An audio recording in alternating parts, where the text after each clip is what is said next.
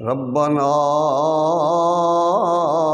ظلمنا انفسنا وان لم تغفر لنا وترحمنا لنكونن من الخاسرین۔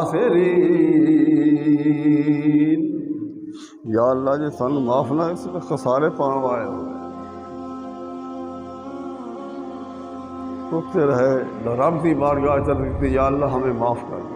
تو معافی مانگنے والا اللہ کو بڑا پیارا ہے، معافی مانگنے والا اللہ کو بڑا پیارا ہے۔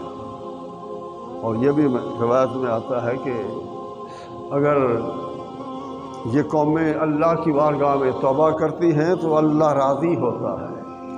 رب کو معافی بڑی پیارا ہے، میرے بندے مجھ سے معافی مانگ رہے ہیں، بڑا خوش ہوتا ہے رب معافی مانگ۔